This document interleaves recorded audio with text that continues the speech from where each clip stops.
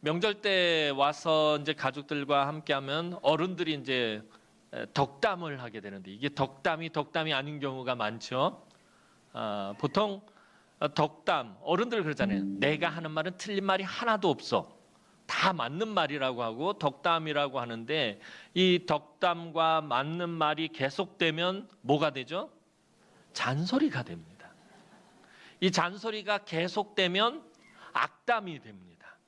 그리고 악담이 계속되면 저주가 돼버리는 거예요. 여러분, 맞는 말이 덕담이 저주가 되는 거는요, 그냥 시간 문제인 거예요. 너 결혼 안 하니? 그래서 너 이제 좋은 짝 만나서 하나님 주신 배우자랑 결혼을 해서 좋은 가정을 이루어야지. 덕담입니다. 근데 이게 계속되면 잔소리가 돼요. 이게 계속되다 보면은 이제 부하가 치면 있잖아요. 너 평생 그렇게 혼자 살아라. 그러면 악담이 돼버리는 거예요. 이게 덕담이 악담이 되고 이게 누가 되는데 그냥 별 문제가 안 된다라는 거예요. 제가 우리 그 총신대 신대원 그 동기생들 단톡방에 한 그림이 하나 올라온 거 보고 깜짝 놀라서 제가 오늘 가져왔어요. 한번 잠깐 띄워주시겠어요? 설 연휴 잔소리 메뉴판이라는 게 있더라고요. 보시면 아시겠지만 제일 비싼 게 몇 가지가 있어요. 보니까 100만 원짜리가 있어요. 머리가 좀 휑해졌다. 이게 앞으로는 잔소리를 이게 자녀들이 만든 잔소리 메뉴판인데요. 이 잔소리를 하려면 돈을 내셔야 돼요. 근데 돈이 많이 들어가는 게 이거예요. 너 머리가 많이 빠졌다. 100만 원 내셔야지 하실 수 있는 말이래요. 자, 그럼 밑에 보면은 둘째는 안 갔니? 이것도 100만 원 내셔야지 하실 수 있는 말이래요. 또 보면은 비싼 게 50만 원짜리 있죠. 애 가질 때 되지 않았니? 자, 이것도 50만 원 내셔야지 하실 수 있는 말이래요. 또 보면은 회사에서 연봉은 얼마니? 이것도 50만 원 내셔야지 하실 수 있는 말이래요. 자, 보면은 맞는 말이에요. 그죠? 어른들 걱정이 돼서 하는 말이에요. 덕담으로 하시는 말인데 이게 계속되면 뭐가 된다고요? 잔소리가 되는 거예요. 잔소리가 되면요. 아무리 좋은 말이라도 아무런 영향력이 없고 영양가가 없게 된다라는 거예요. 여러분, 맞는 말 혹은 덕담이라고 하지만 그게 계속되면 잔소리가 되고 악담이 되어버린다는 거예요. 이번 연휴에는 맞는 말이나 덕담이 아니라 감사의 말을 나누는 명절 연휴가 되었으면 좋겠습니다. 만나면은 이런 거 참 너무 감사했다. 이런 거 너무 좋았다. 너무 감사한 일이 있어서 함께 나누고. 요즘 우리 감사 노트들 작성하고 계시죠? 명절 연휴 때 그 감사 노트 가지고 서로 감사의 말을 나누는 우리 남흥의 모든 권속들 되길 주님의 이름으로 축원합니다. 자, 설 명절 연휴라서 어떤 말씀을 드릴까 고민하다가 오늘 시편 128편 말씀이 생각이 나서 이 말씀 가지고 우리가 잠깐 함께 은혜를 나누었으면 좋겠습니다. 자, 오늘 시편 128편 이 말씀은 이스라엘 백성들이 명절을 맞이해서 이제 우리랑 똑같은 거거든요. 절기를 맞이해서 온 가족이, 우리는 명절이 되면 온 가족이 아버지 어머니 집에 큰형님 댁으로 이렇게 모이지만 이스라엘은 명절이 되면 절기가 되면은 온 가족이 어디에 모이죠? 예루살렘 성전에 올라갑니다. 성전에 올라갈 때 제사장들이 온 가족이 함께 하나님을 명절에 예배하기 위해서 그 절기에 예배하기 위해서 올라오는 그 가정들을 큰 기쁨과 감사로 축복하는 노래가 바로 이 시편 128편입니다. 오늘 시편 기자는 1년 동안 삶의 지경에서 최선을 다해서 열심히 살다가 절기에 하나님께 감사하며 예배하기 위해 나오는 가정을 바로 하나님을 경외하는 가정이며 이 가정이 세상에서 가장 복 있는 가정이라고 분명히 말하고 있습니다. 여러분, 가정은 하나님이 천지를 창조하신 후에 제일 처음 만드신 제도가 바로 이 가정입니다. 가정은 하나님이 천지를 창조하시고 처음 만드셨다라는 것은 그만큼 하나님이 귀하게 여기시고 중요하게 여기신다라는 거예요. 하나님이 만드신 가정은 한 생명이 탄생하는 곳이고 그 생명이 자라나는 곳입니다. 또 하나님이 만드신 가정은 인격이 형성이 되고 신앙이 자라는 곳입니다. 그래서 그곳에서, 그 가정에서 사랑을 나누고 천국을 경험할 수 있어야 합니다. 여러분들의 가정에서 사랑을 나누고 천국을 경험할 수 있어야 된다는 거예요. 이처럼 하나님의 복이 임하고 그것을 나누는 곳이 바로 가정이다라고 성경은 우리에게 알려주고 있습니다. 이런 가정에 하나님의 복이 있다라고 오늘 분명히 본문은 기록하고 있습니다. 자, 오늘 본문 1절 말씀 한번 보도록 하겠습니다. 1절 말씀 먼저 봅니다. 시작. 여호와를 경외하며 그의 길을 걷는 자마다 복이 있도다. 자, 여호와를 경외하며 그의 길을 걷는 자마다 복이 있도다. 그런데 여기서 중요한 것은 여호와를 경외하는 가정이 복이 있다라고 기록하고 있다는 거예요. 하나님을 경외하는 가정이 복이 있다라고 성경 분명히 말하고 있다는 거예요. 자, 이 경외하다라는 말은 제가 지난 몇 년 동안 수도 없이 말씀을 드렸어요. 이 경외하다라는 말은 1차적인 의미는 두려워하다라는 의미를 담고 있다라고 말씀을 드렸어요. 그런데 이 경외하다라는 말은 하나님을 무서워한다 이런 의미가 아닙니다. 하나님을 무서워하고 하나님을 두려워하는 것이 하나님을 경외하는 것이 아니라 하나님이 어떤 분인지 아는 것, 그것이 하나님을 경외하는 것이다 라고 전에 말씀을 드렸어요. 하나님이 무엇을 기쁘게 여기시는지, 무엇을 선하게 여기시는지, 무엇을 좋게 여기시는지 그것을 잘 아는 것이 바로 하나님을 경외하는 것입니다. 그러니까 하나님을 잘 알아서 그 하나님이 기뻐하시는 대로, 그 하나님이 선하게 여기시는 대로, 하나님이 좋아하시는 대로 그 삶을 살아가는 것이 바로 하나님을 경외하는 것입니다. 자, 그렇다면 이 하나님을 잘 알아야 하는데 어떻게 하나님을 알 수 있느냐라는 거예요. 하나님을 알 수 있는 방법은 한 가지밖에 없어요. 하나님의 말씀을 통해서 하나님을 알 수 있습니다. 하나님을 잘 알기 위해서는 무엇보다도 그분의 말씀을 잘 알아야 합니다. 하나님은 말씀으로 당신을 우리에게 알려주시기 때문입니다. 하나님이 무엇을 기뻐하시는지, 무엇을 선하게 여기시는지, 또 하나님이 무엇을 슬퍼하시는지, 무엇을 싫어하시는지, 무엇을 악하게 여기시는지 말씀을 통해서 우리에게 알려주십니다. 그래서 1절 말씀에 그의 길을 걷는다라는 말, 여호와를 경외하며 그의 길을 걷는 자마다 복이 있도다 할 때 이 그의 길을 걷는다라는 말은 하나님의 말씀을 귀 기울여 듣고 그 말씀에 순종한다라는 말을 우리나라 말로 그렇게 번역을 해놓은 것입니다. 또 다른 번역본 성경을 보면 그의 길을 걷는다라는 말을 어떻게 번역했냐면 말씀을 따라간다, 또 말씀대로 산다라고 번역하고 있는 것입니다. 그러니까 여호와를 경외하며 하나님의 말씀을 따라가는 자, 하나님의 말씀대로 사는 자마다 복이 있다라고 성경은 우리에게 말씀하고 있다라는 것입니다. 말씀을 통해서 하나님을 깊이 깨달아 알고 그 말씀을 통해 만나고 경험한 그 하나님과 함께 선한 길을 걸어가는 것이 바로 하나님을 경외하는 것이고, 그렇게 하나님을 경외하는 자에게는 반드시 복이 있다라는 것입니다. 이어서 시편 기자는 하나님을 경외하는 가정, 그렇게 하나님을 알고 그 하나님을 만나고 그 하나님과 함께 선한 길을 걸어가는, 그렇게 하나님을 경외하는 가정이 누릴 복에 대해서 이야기합니다. 2절 말씀 보도록 하겠습니다. 2절 말씀입니다. 시작. 내가 내 손이 수고한 대로 먹을 것이라. 내가 복되고 형통하리로다. 자, 하나님을 경외하는 가정이 누릴 복, 그 첫 번째가 뭐냐면 네가 네 손이 수고한 대로 먹을 것이라. 네가 복되고 형통하리로다라는 거예요. 하나님을 경외하는 가정은 하나님의 말씀을 따라서 사는 가정이다라고 조금 전에 말씀을 드렸어요. 그런데 무엇보다도 이 하나님을 경외하는 것, 그 삶에 어떻게 표현하고 있냐면 그 식구들이 손으로 열심히 일하며 사는 가정이 바로 하나님을 경외하는 가정이다라는 거예요.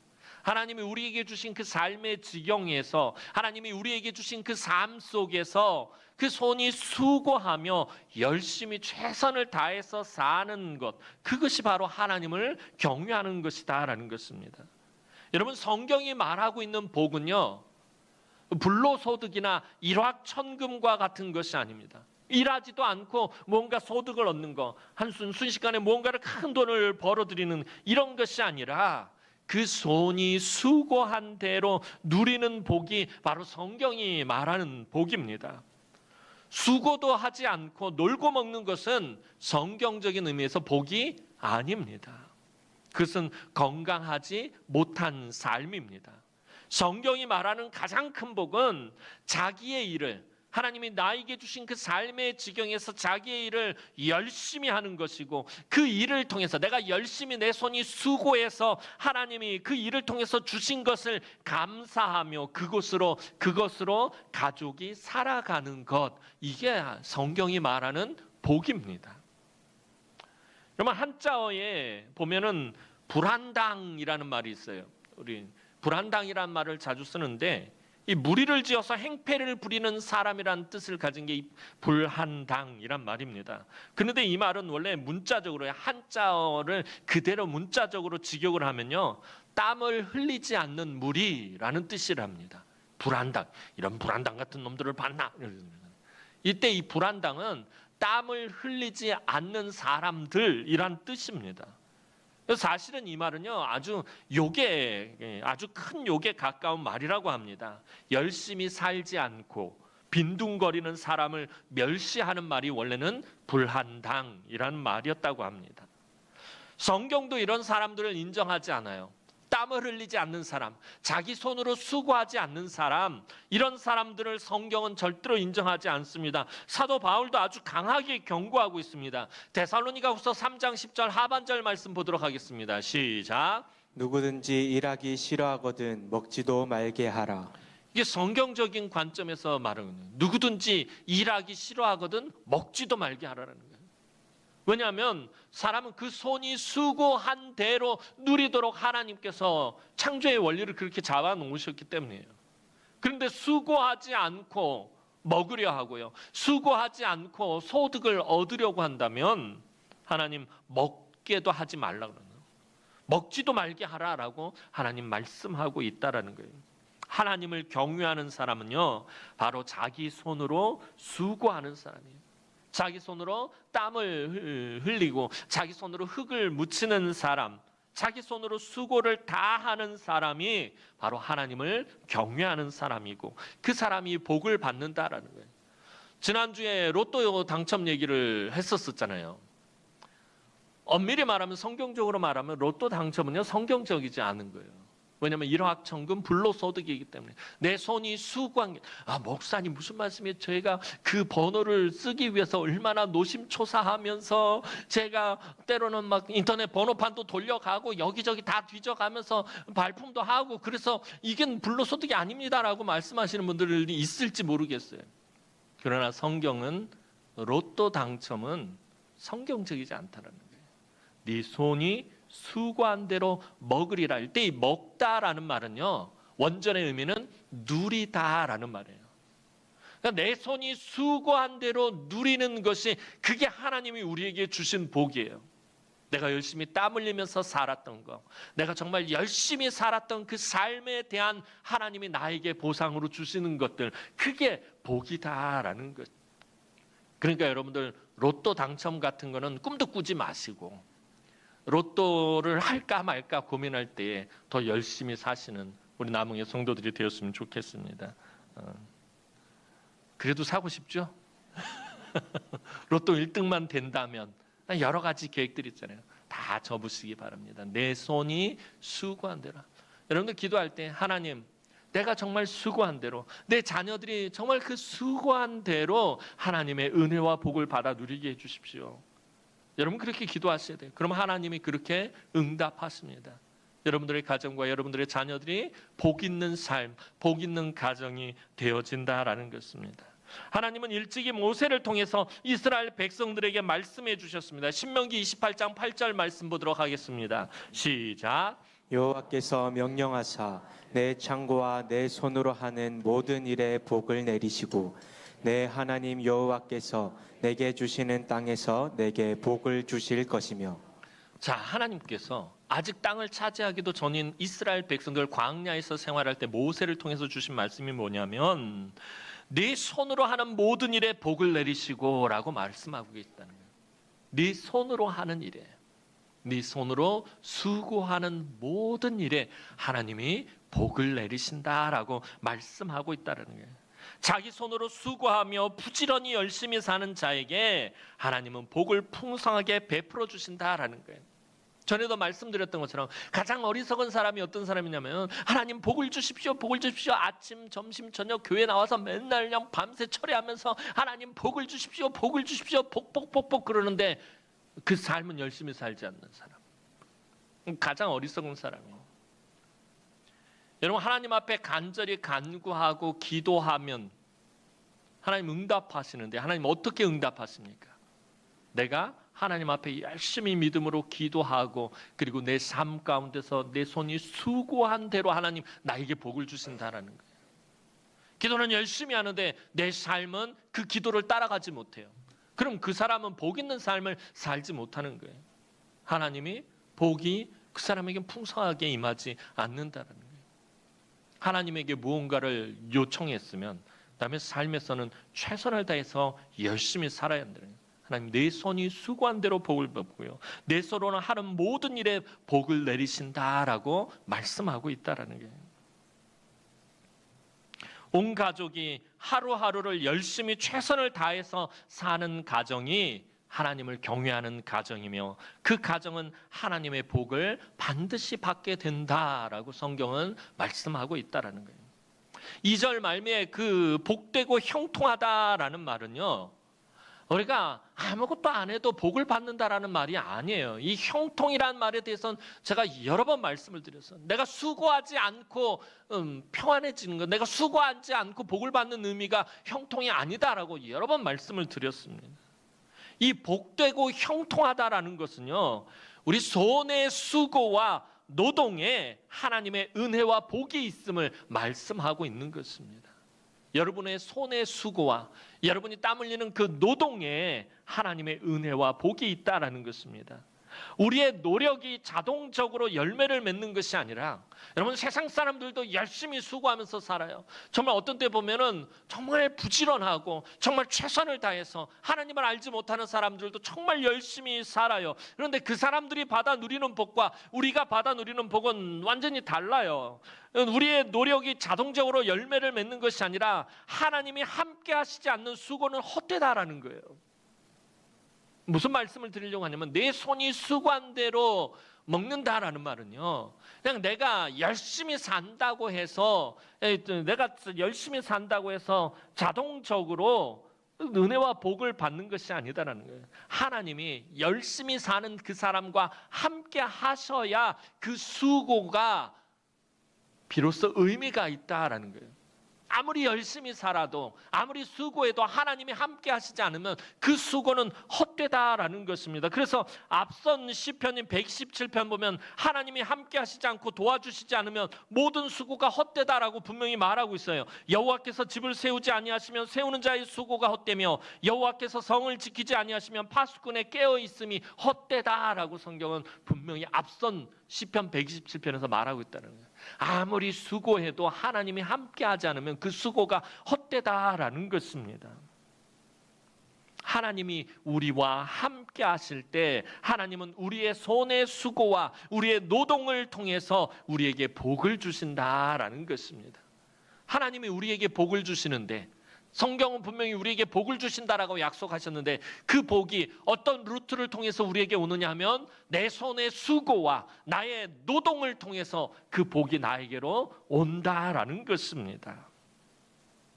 그래서 우리가 하나님 주신 우리의 인생을 늘 최선을 다해서 열심히 살아야 한다라는 거예요. 최선을 다하지 않고 정말 열심을 다하지 않고 하나님 왜 복을 주시지 않느냐라고 말할 수 없다라는 것입니다. 정말 열심히 최선을 다해서 살아야 합니다. 그 사람이 바로 복 있는 사람입니다. 19세기 프랑스의 명화가인 이 프랑스와 밀레라는 사람이 있는데요. 이 밀레는 경건하면서 소박한 농부들과 농촌의 풍경을 많이 그린 아주 유명한 화가입니다. 그의 작품 중에 가장 유명한 그림은 만종이라는 그런 그림입니다. 뒤에 화면 보시면 알죠? 여러분들 아마 한 번쯤은 다 보셨을 거예요.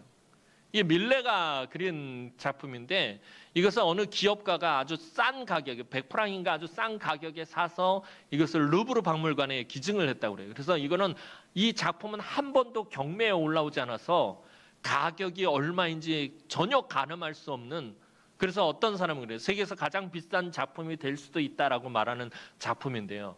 보면은 화려하지도 않고 뭔가 특별한 것 같지도 않음에도 불구하고 이 그림이 세상에 많은 사람들에게 굉장히 사랑을 받는 이유는 그 손이 수고한 대로 먹는다라는 하나님의 은혜가 고스란히 담겨 있는 작품이기 때문입니다.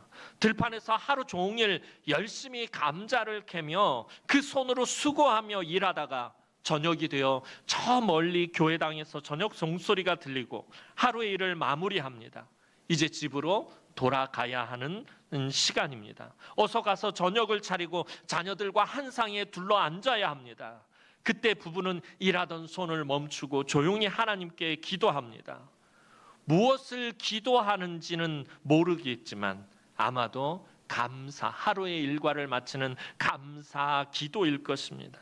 오늘도 하루를 열심히 수고하며 살고 하루 일과를 마친 것에 대한 감사, 일할 수 있는 건강을 주신 것에 대한 감사, 자녀들과 함께 먹을 수 있는 감자를 캔 것에 대한 감사, 자녀와 함께 살아가는 것에 대한 감사 기도를 아마 들리고 있었을 것입니다. 그런 기도 소리가 그 그림에서 흐르는 듯합니다.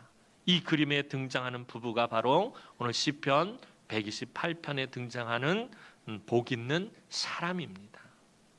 시편 기자는 이제 계속해서 하나님을 경외하는 가정이 누릴 행복에 대해서 말씀합니다. 오늘 본문 3절 4절 말씀 보도록 하겠습니다. 오늘 본문 3절 4절 말씀입니다. 시작. 내 집 안방에 있는 내 아내는 결실한 포도나무 같으며 내 식탁에 둘러앉은 자식들은 어린 감람나무 같으리로다. 여호와를 경외하는 자는 이같이 복을 얻으리로다. 자, 가정, 하나님을 경외하는 가정이 누릴 행복이, 그 손으로 수고하는 가정이 복을 받고, 근데 그 복이 어떤 복을 받느냐? 자, 사랑하는 아내는 결실한 포도나무 같고 토끼 같은 자식들은 어린 감람나무 같다라고 오늘 시편 기자는 노래하고 있습니다. 이 포도나무하고 감람나무는요, 이스라엘에서 성경적으로 하나님의 은혜와 축복과 기쁨과 만족을 상징하는 나무입니다. 포도나무는 이스라엘에 내리시는 하나님의 풍성하고 아주 만족스러운 결실을 상징하는 나무이며, 그 나무에 맺히는 이 달콤한 포도 열매는 한이 없는 기쁨을 상징하는 것입니다. 하나님을 경외하는 가정에서 엄마와 아내는 바로 이런 복의 결정체다라는 것입니다. 하나님을 경외하는 엄마, 하나님을 경외하는 아내로 인해서 그 가정의 기쁨과 만족함이 넘치게 된다라고 오늘 시편 기자는 우리에게 말하고 있습니다. 또 이 감람나무도 포도나무만큼이나 아주 유용한 나무입니다. 이 두 나무는 아까 말씀드렸던 것처럼 하나님이 이스라엘 땅에 내린 축복을 상징하는 나무예요. 하나님이 이스라엘을 축복하셔서 그들에게 주신 것 중에 너무나도 귀하고 아름다운 것이 이 포도나무하고 감람나무입니다. 근데 이 감람나무는 그 무엇 하나도 버릴 것이 없는 나무라고 합니다. 이 단단한 나무는 건축 재료로 사용되고요. 또 수도 없이 계속해서 열리는 이 감람 열매는 쓰임새가 넘쳐납니다. 이 감람나무는 오늘날 올리브 나무에 해당합니다. 이 올리브 열매는 절여서 먹기도 하고요, 화장품으로 사용하기도 하고 약으로도 사용합니다. 무엇보다도 잘 짜낸 기름은 너무나 귀하게 사용됩니다. 신선한 감람 열매, 즉 신선한 올리브에서 짜는 처음 기름을 엑스트라 버진 오일이라고 부르는데, 이게 트랜스 지방이 전혀 없는 최상급 기름을 갖다 엑스트라 버진이라고 합니다. 그래서 마트 같은 데 가면 이 올리브 기름 보면은 여러 가지 종류가 있는데 엑스트라 버진이라고 되어 있는 게 그게 최상급 올리브 기름을 의미합니다. 그런데 이 최상급 올리브 기름이 어디에 쓰였냐면, 성경에서 보면 이 올리브 기름을 부어서 왕과 제사장과 선지자를 세울 때 사용하고요. 그 다음에 성전에서 사용되는 성물들을 그냥 이거 물로 닦지 않아요. 이게 뭘로 닦냐면 바로 이 최상급 감람 기름을 통해서 이 성전의 성물을 닦고요. 또 성전에 불을 밝히는 데 사용됩니다. 이 외에도 일상 곳곳에서 너무나 귀하게 사용되는 것이 이 감람 열매예요. 이 기름은 이 당시 아주 중요한 약으로도 사용되었어요. 이 선한 사마리아 사람 비유, 예수님의 그 비유에 등장하는 이 강도 만난 사람을 치유할 때 기름을 바르잖아요. 그때 사용하는 것이 바로 이 최상급 올리브 기름이기도 합니다. 그래서 이곳저곳 정말 유용하게 사용되어지는 것이 이 감람나무와 감람나무 열매입니다.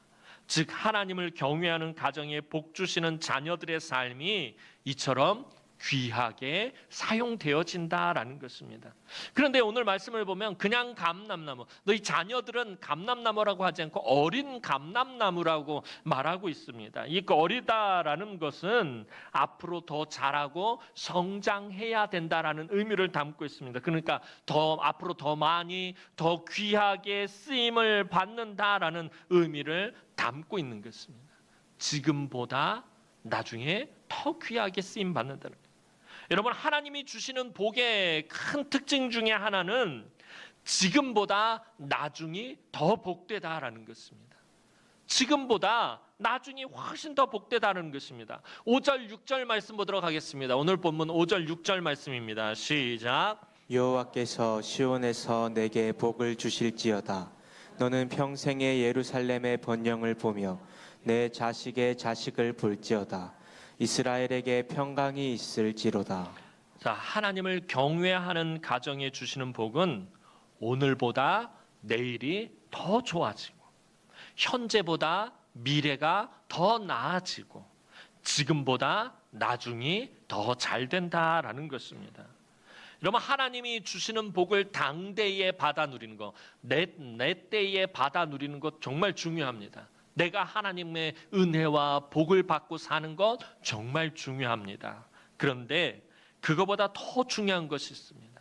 후대가, 나의 후손들이, 나의 자손들이 나보다 더 복을 받아 누리는 것, 이게 더 중요하다라는 것입니다.